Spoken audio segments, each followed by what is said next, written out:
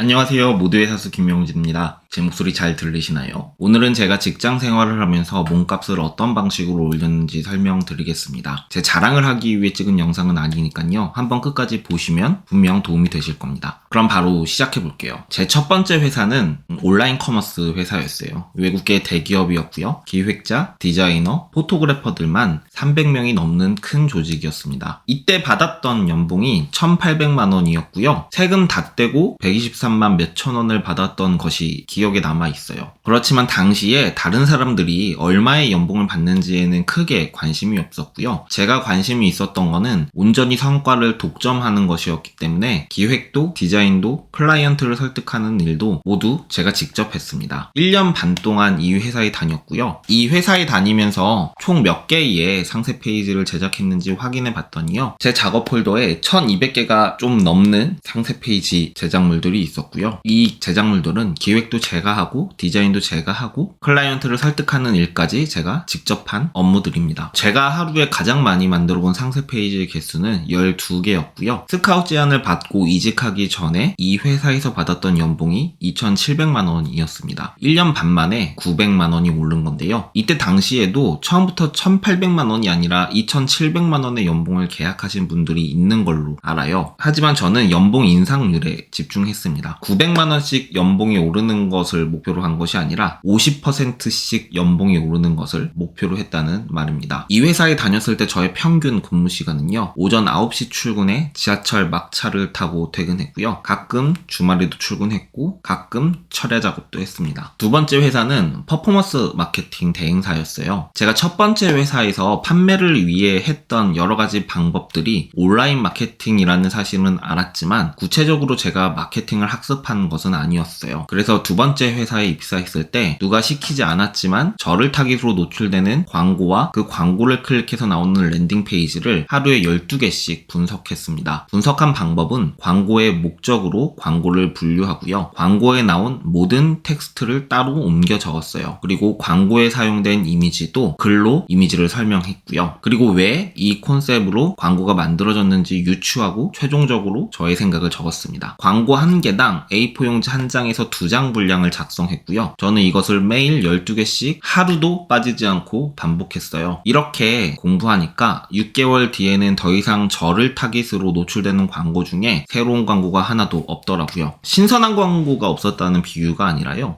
정말로 그 기간 동안에 저를 대상으로 노출되는 모든 광고를 본 것 같아요. 이 회사에서 3년 반 정도 팀장으로 근무했고요. 제가 이 회사에서 팀장 제안을 받았을 때 협상했던 연봉이 4,500만 원이었습니다. 제가 이 회사를 3년 반 정도 다녔었는데요. 퇴사 직전에 받았던 월급이 1,000만 원이 좀 넘었었어요. 이 회사를 다니면서 제가 직접적으로 경험한 브랜드가 150개 정도고요. 그 중에 80% 정도가 대기업이었고 20% 정도가 스타트업이었습니다. 저의 평균 근무 시간은요. 오전 9시 출근에 밤 12시 퇴근이었고요. 주말 출근도 아주 자주 했습니다. 야근 택시비를 첫 번째 회사 월급보다 2배 정도를 더 받았던 것이 아직도 인상 깊게 남아있습니다. 이후의 커리어는 실무자가 아니라 계약직 임원으로 용병 같은 직장 생활을 했어요. 커리어가 단절된 것이 아니라 의도된 목표였는데요. 결국 다른 사람의 사업을 대신하는 것에는 한계가 명확했기 때문에 최대한 제가 빨리 자립하기 위해 겹치지 않는 포지션의 다양한 업무를 기준으로 저만의 커리어 포트폴리오를 구축해 갔어요. 몇 가지 생각나는 사례들을 공유해 보면요. 이커머스 대기업 자사 서비스를 분사 독립시키는 신사업팀을 이끌어 달라는 요청을 받기도 했고요. 국내 탑티어 마케팅 대행사 직원들의 야근을 없애달라는 요청을 받기도 했고요. 국내외 통합 프랜차이즈 가이드라인을 만들어달라는 요청을 받기도 했고요. 코로나 때문에 매출이 3분의 1 토막난 회사에 외부 채널의 의존도를 줄이고 자사몰에 매출을 올려달라는 요청 등등의 업무들을 수행해 왔습니다. 대략 9번 이직했고 총 3번의 창업을 했어요. 모두의 사수가 3번째 창업이고요. 현재 저의 몸값은 웬만한 사람들의 연봉을 한 달에 받고 있습니다. 현재 제 나이는 39살이고요. 제가 일주일 동안 일하는 시간은 20시간 정도이지만 제 제 사업을 최적화시키려는 노력은 일주일 내내 쉴 틈 없이 하고 있습니다. 어느 정도냐면요. 잠들기 전까지 모두의 사수에 대해서 생각을 하다가 저도 모르게 잠이 들면 다음에 눈 뜨자마자 잠들기 직전에 했던 생각이 바로 이어지는 수준으로 제 일에 대한 생각으로 가득 차 있고 저는 이 생활이 즐겁습니다. 저는 앞으로도 이렇게 업무의 양적 경험을 늘리기 위해 최선의 노력을 다할 것이고 지금처럼 바쁘게 살 거예요. 살면서 제가 들은 얘기 중에 가장 도움이 되지 않았던 조언은 그렇게까지 할 필요는 없다 였습니다. 그리고 그 조언을 했던 사람 중에 지금까지 안정적인 경제 활동을 하고 있는 사람은 제 주변에 한 명도 없습니다. 이 경험 때문에 저는 언제나 제 곁에 일에 대한 욕심이 있고 건강한 야망이 있고 현명한 사람들을 두려고 노력하게 되었고요. 당연히 의욕이 없고 꿈도 없고 우둔한 사람들을 멀리하려는 노력과 병행합니다. 이 이유 때문에 좋은 사람들과 어울리기 위해서는 제가 먼저 좋은 사람이 되어야 하더라고요. 그렇지 않으면 제가 그렇게 했듯이 그들 역시 저를 아주 적극적으로 자신들의 생태계 밖으로 저를 밀어버릴 테니까요. 여러분, 성장에는 물리적인 시간이 필요합니다. 자신의 가치를 올리기 위해선 꼼수나 지름길, 요행은 없다고 생각하셔야 돼요. 언제나 지금 하시는 일에 집중하시고 최선을 다하시고 그 영역에서 탁월해지려고 노력하세요. 그리고 늘 일의 의미를 생각하시면서요. 스스로에게 질문하세요. 질문하지 않으면 성장도 없습니다. 우리는 반드시 성장할 수 있습니다. 지금까지 긴 얘기 경청해 주셔서 감사하고요. 다음에 더 좋은 컨텐츠로 돌아오겠습니다. 감사합니다.